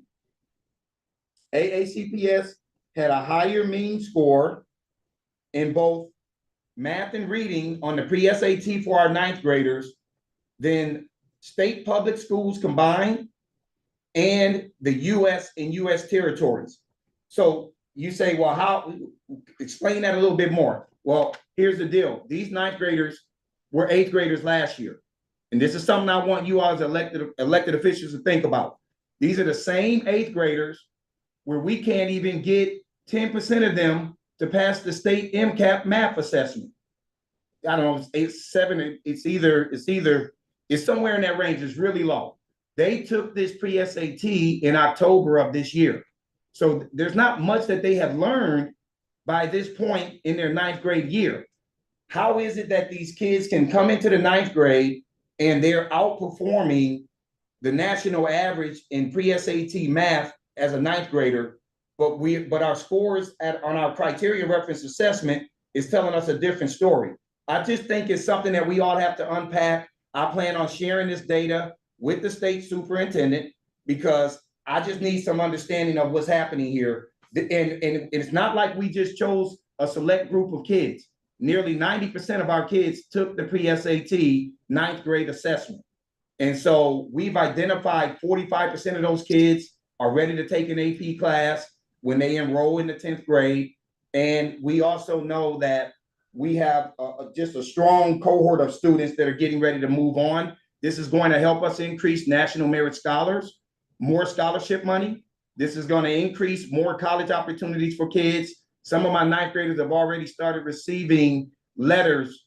One kid received a letter from the Naval Academy because as a ninth grader, he's already scored over 1,000. They're going to keep his eye on him. So by doing this assessment at a much earlier rate, it gives our students a huge advantage, but it also helps them to build their stamina and to also feel that they're going to be very comfortable by the time they take the real test of their junior year, that we give out district-wide.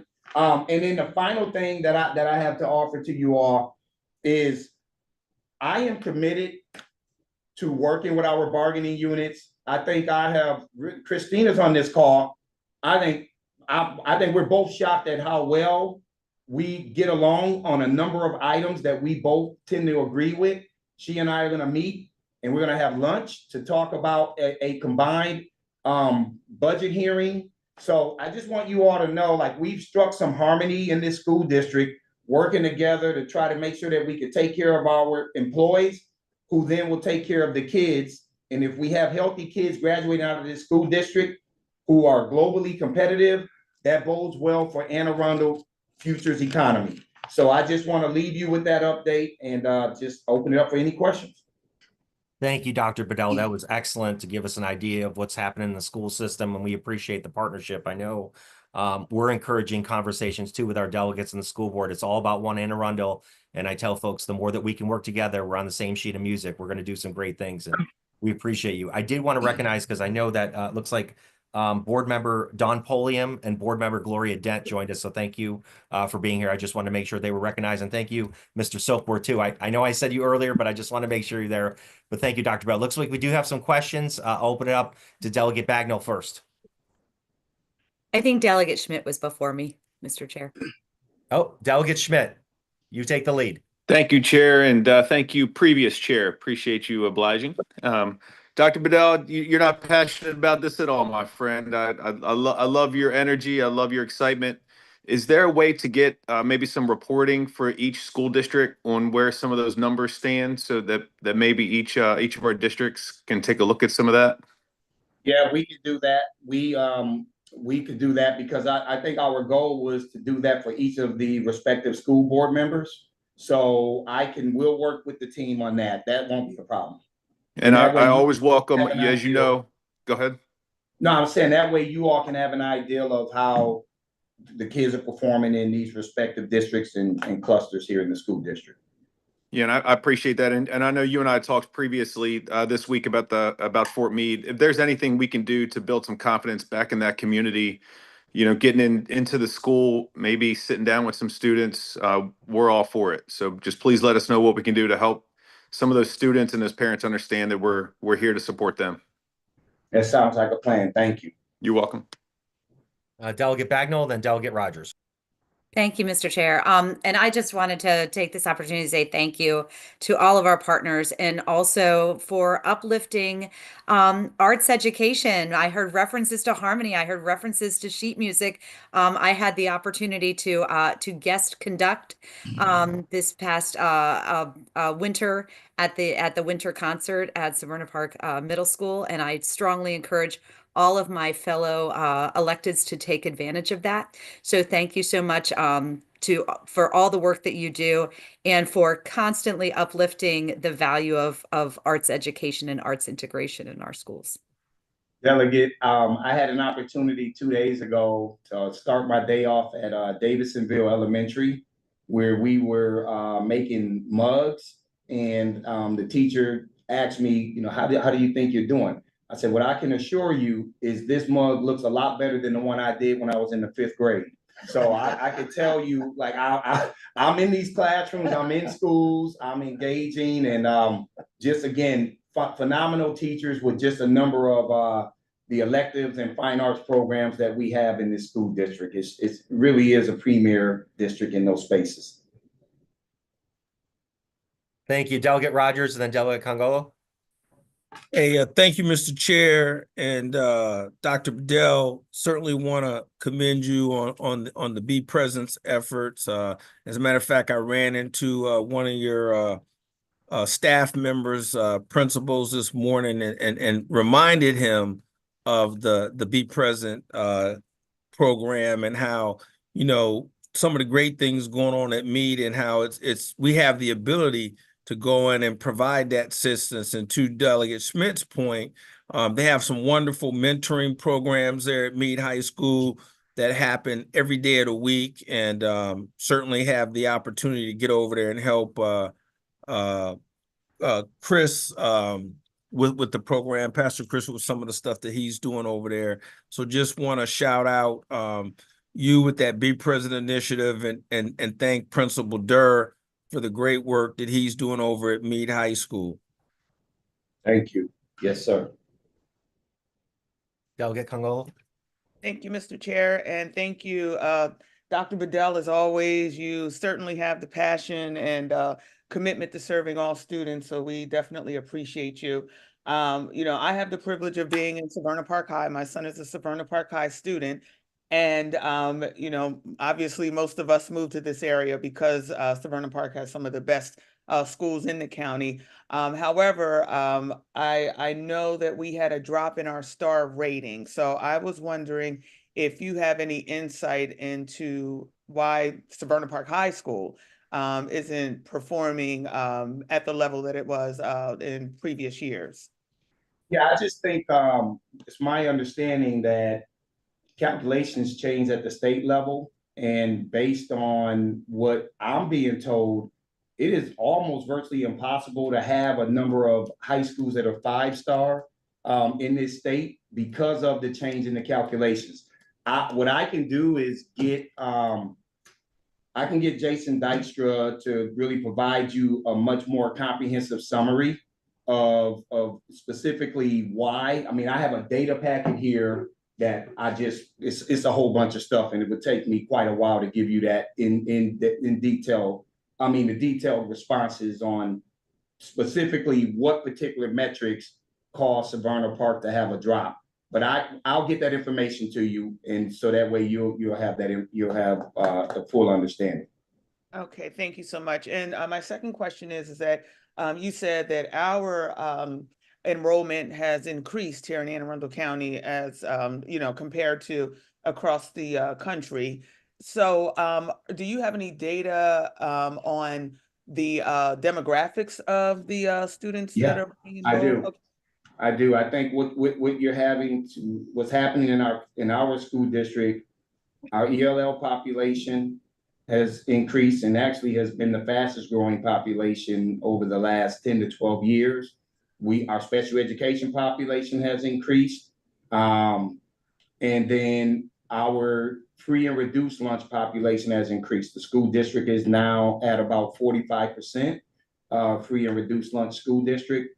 And so those are the 3 areas where we are seeing the increases coming into the school district.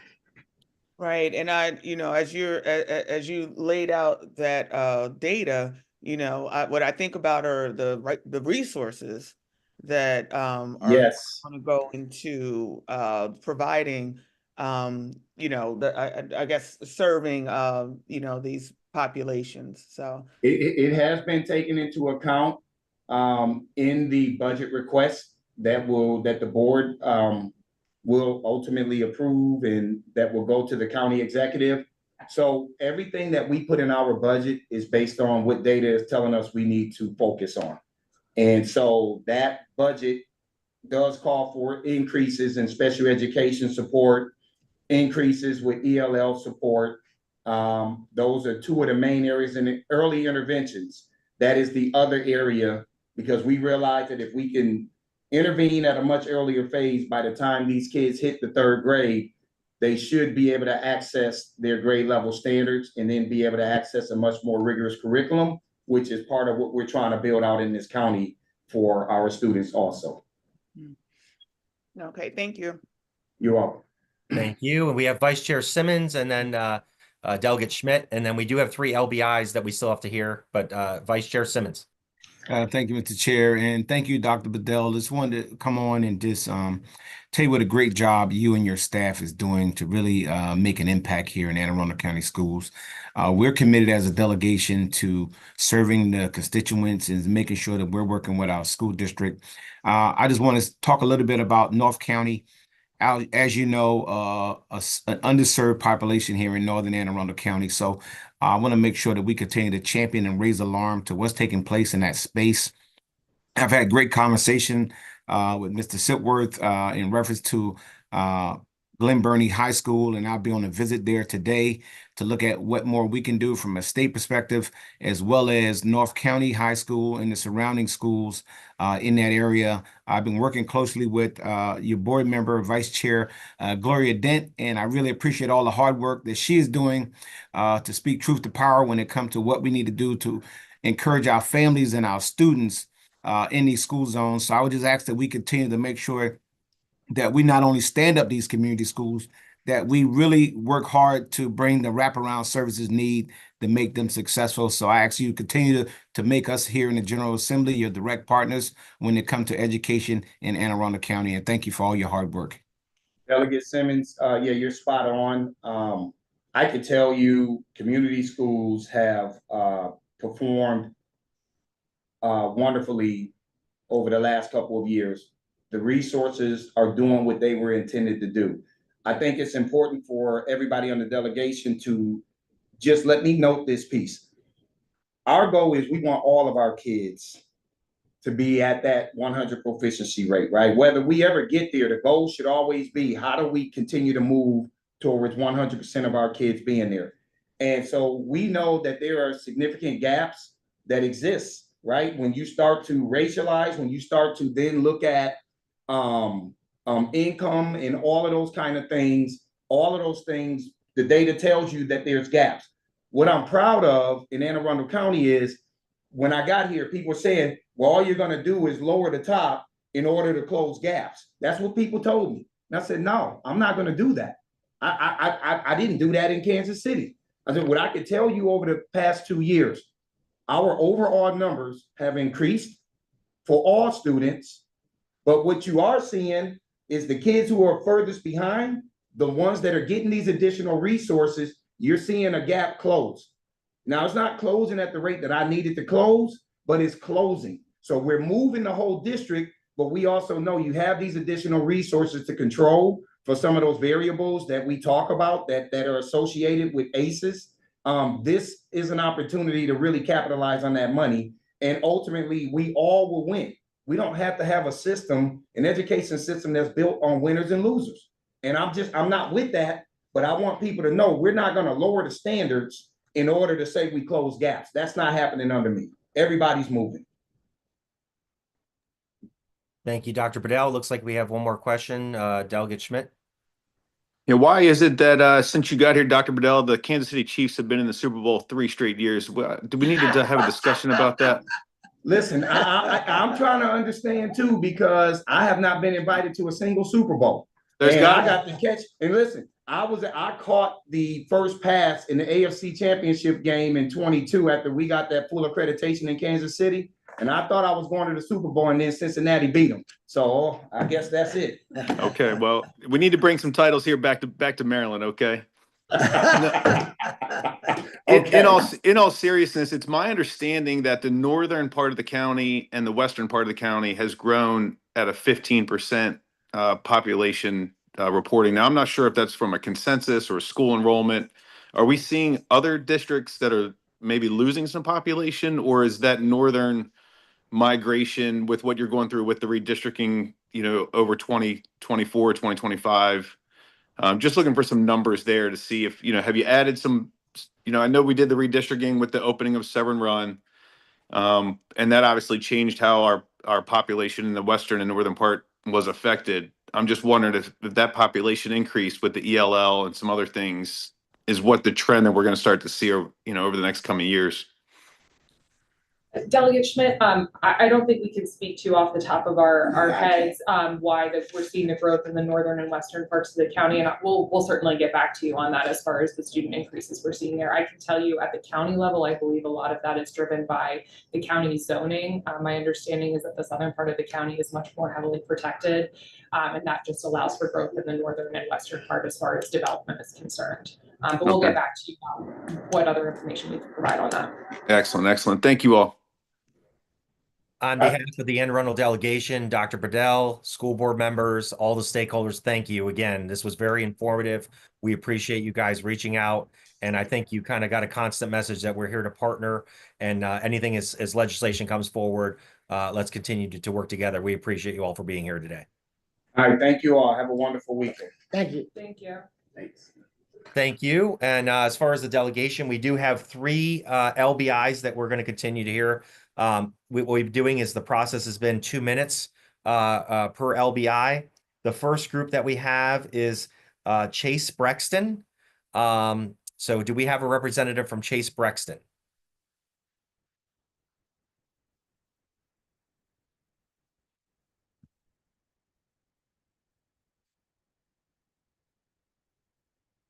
Okay, I'm going to give a little bit of wait time here. If not, we're going to move forward if Chase Brexton's not here. I do not see a rep from Chase Brexton. We'll come back.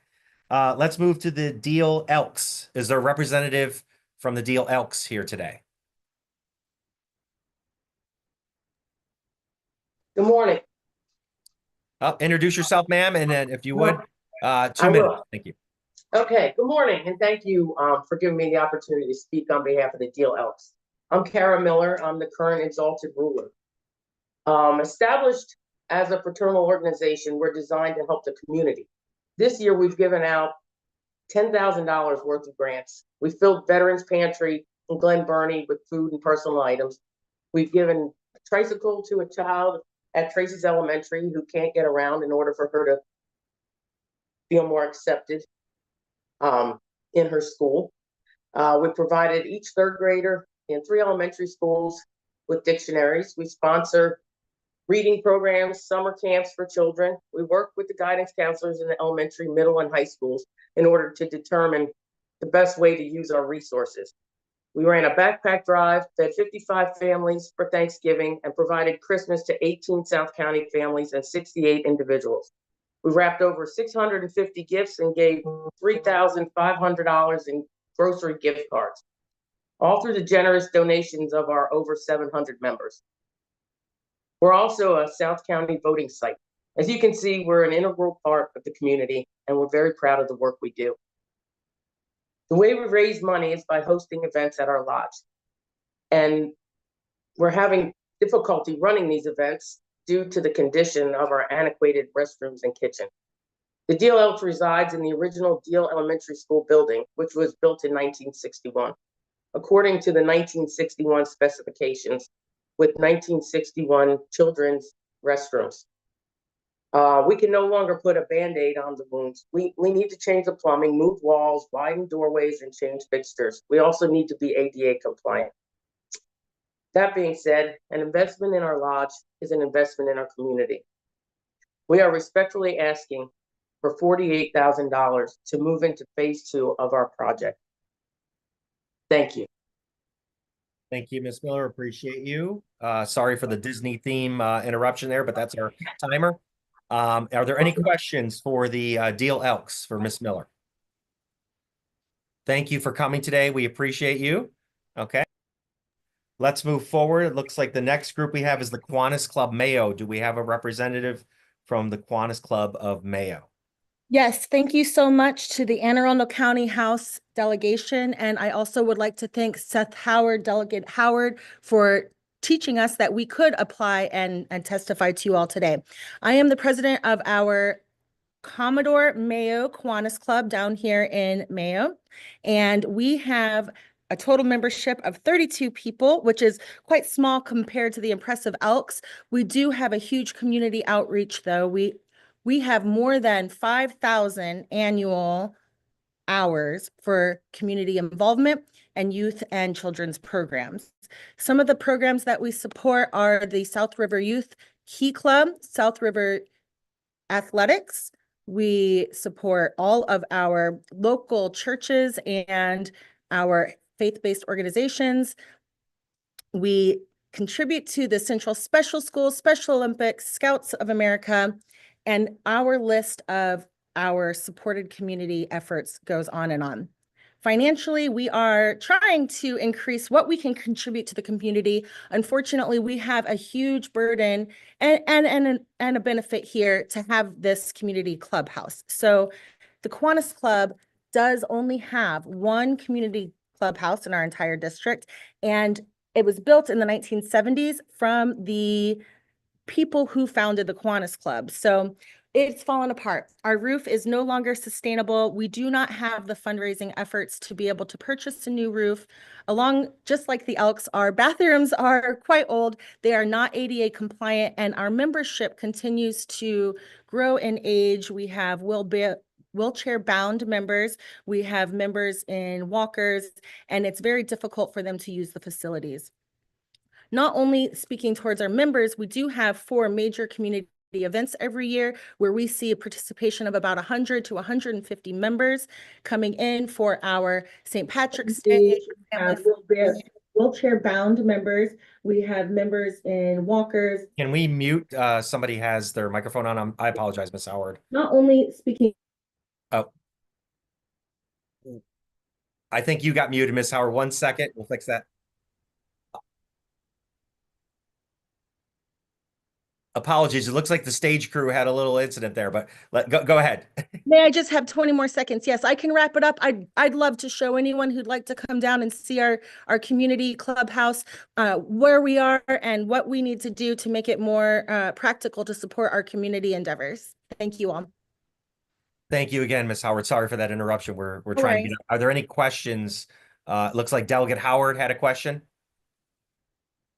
Just very quickly, by district, you don't mean just like South County, you mean like all of Anne Arundel County?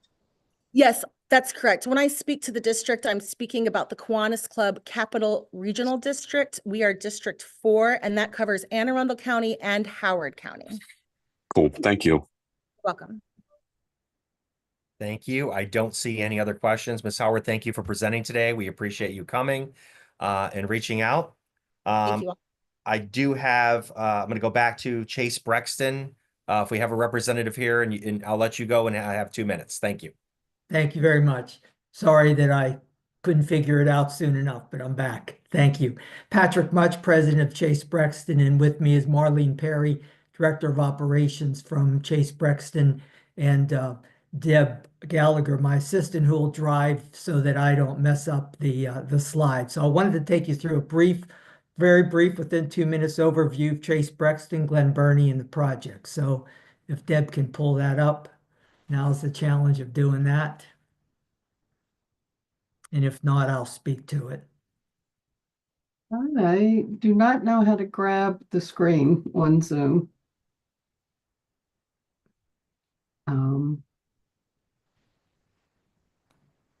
Well, let me talk through it while Deb's trying to do it. Chase Brexton is a federally qualified health center in Glen Burnie. We've been there for 10 years, and we serve over 10,000 patients today. It's a very busy center. It's grown from about 6,000 2 years ago to 10,000, and therefore our space is now at capacity. We cannot grow, and we have demand for patients.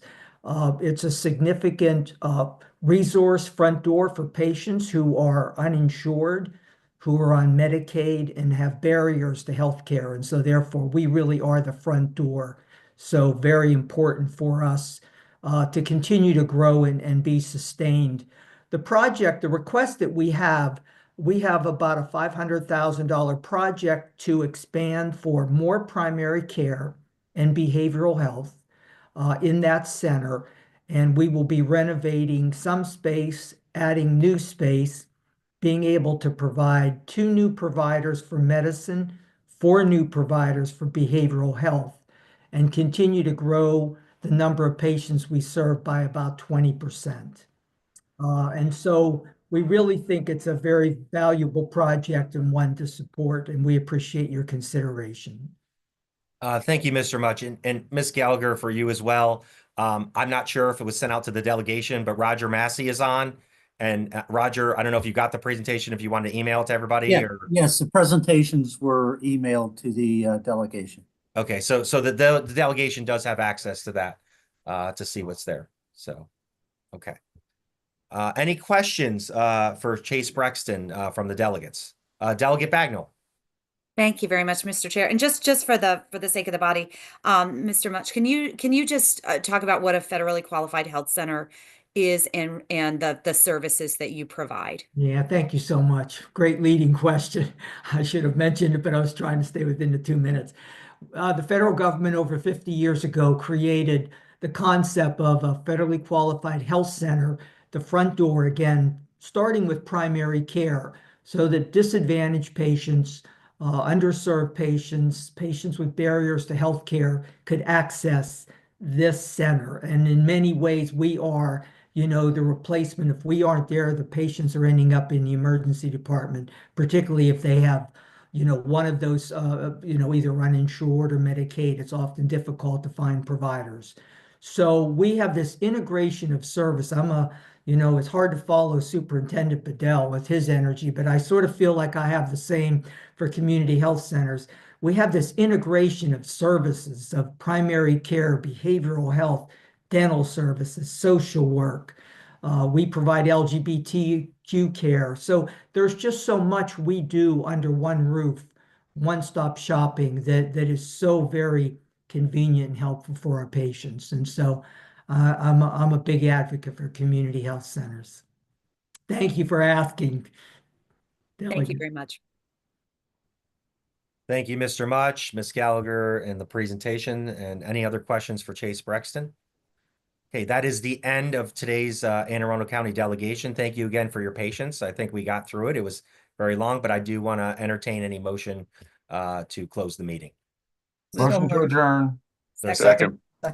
Okay, we will now close and see you next week. Everyone have a wonderful weekend. And thank you to everyone, especially Matt Carpenter, Jen Garcia, my chief of staff, and obviously Roger for getting us through today. And thank you, delegates, for joining. Have a good weekend.